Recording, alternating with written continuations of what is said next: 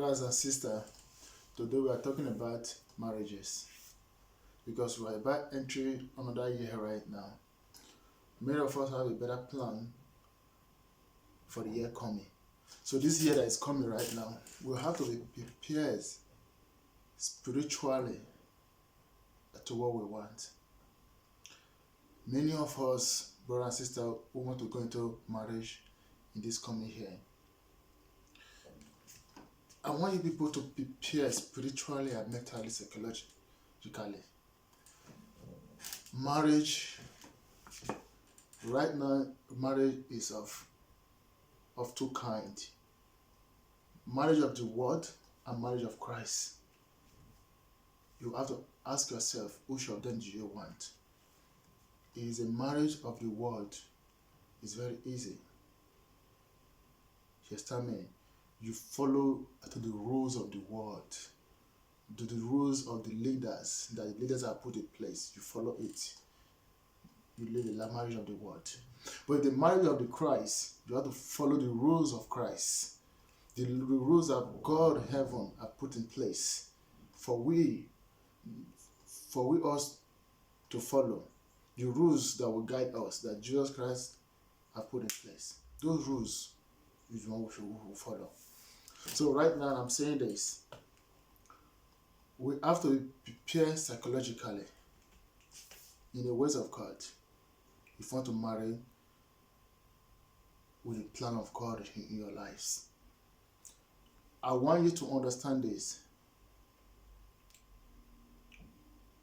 Marriage and boyfriend and girlfriend is a two different thing.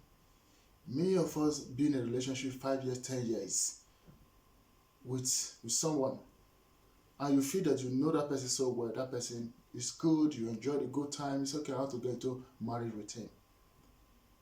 Without you not know what marriage is all about, marriage of Christ is all about. Without you know who you are and knowing what you want, without you thinking about even a 10 years or 50 years time coming, seeing the picture of the kind of home you want to have, how you want, the kind of life you want to live. Because this basically makes you happy today, you feel it's perfect for you. Don't quote me wrong. No one is bad.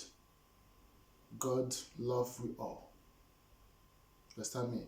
Well, you have to look for something that you need. Look for what you need. Look for what you need. What your future needs. Look for it. Don't look for the things of pleasure. Look for that things that will give you joy. Look for that understanding. The difference between John and Peter is they have two different understandings in life. As a woman, joy can make you happy. You both can have the same understanding. But why Peter, you both may not have the same understanding. It's not about understanding and what you can take and what is one what you cannot take. This is how it goes. First of all, you have to know who you are. Second, you know what you want. Know what you want in the things of the Lord, not the things of the world. Know what you want. It will be the one to guide you. It will guide you to what you need. It will guide you to what you need. And when that person comes your way, I'm telling you, and when you want to go into marriage with that person, you should know what you are getting into. You should know that this journey that you are taking right now is not of bed of roses. This is other part of life. And this part of life that you are taking right now, you need the guidelines of God. You need the guidelines of the Christ to take you through it. Boyfriend and girlfriend is carnal, while marriage is spiritual. These are two different things. So In this carnal life you are living, there is no temptation in it. Devil is not coming to fight you. God is not even mind what you are doing, because it's not with you, because you are rolling in sin. You are of the world. But when you decided to move out of that world, live according to the will of God, get married, devil will come after you. You begin to see temptations.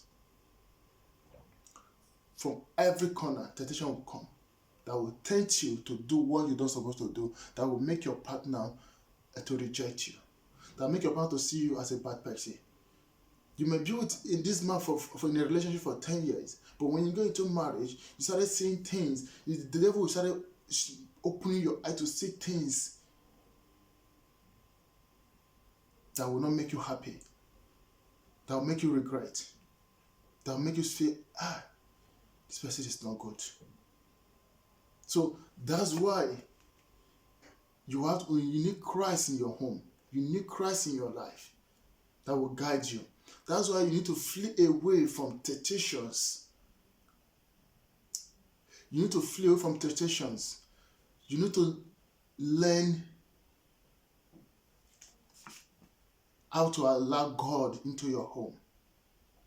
Follow the will. Allow your husband to be your head in your home, to be your master. Husband, play your roles as a man in the house. Love your wife. Adore her. Play your roles.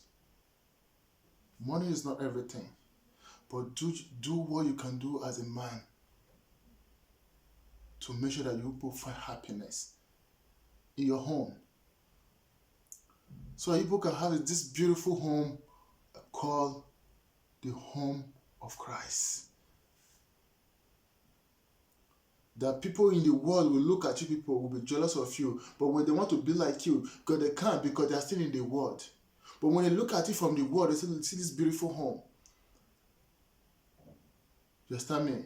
But you too make this home to beautiful by obeying the word of God, by following the right way of Christ. You understand? So we all have to play our own roles and duties in our marriage. Brothers, you have to.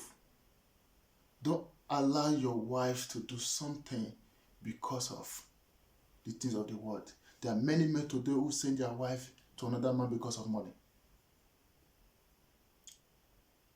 You understand me? If you want your wife to look beautiful for you, go to the market. Look for something. Take her out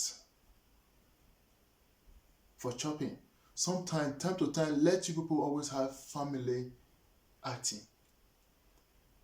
Have a beautiful home for yourself.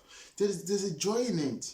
There's a joy in it. You having that beautiful home that can give you this great comfort, that can make you feel special. When you close from work, you are going to my home. I'm going to meet my wife. I'm going back to my family. It is joy in it. That somebody's waiting for you there. For the women, stop entertaining the things of the world. Let your family be your priority. Don't keep friends that is known in the right way of the Christ, the right way of God. Don't keep friends that is worldly. In fact, in a marriage, you don't need friends outsiders. Your best friend is God, your husband, your children, your wife, your children, and God. Those are your best friends. So you don't need any other.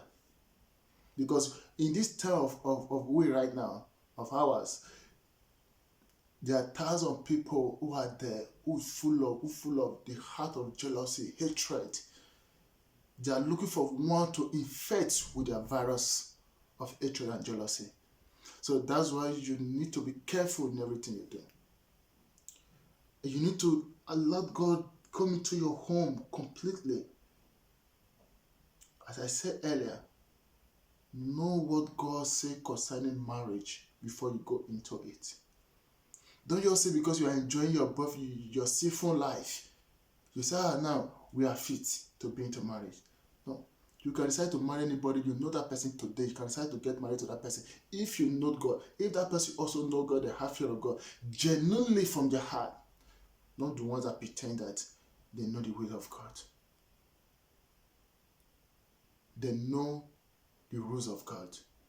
If you both know the rules of God, you feared God, how much time you know the person doesn't matter. Because when you get into that journey, it's going to be new. It's you both that are going to build it. It's going to make it happen.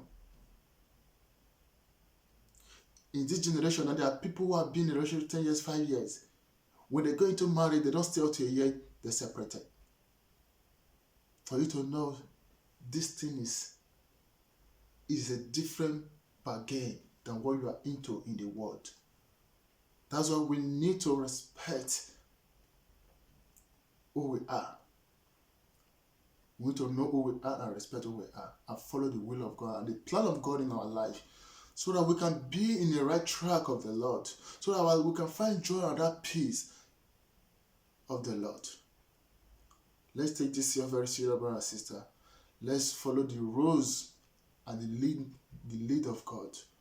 We can find joy and happiness. Thank you.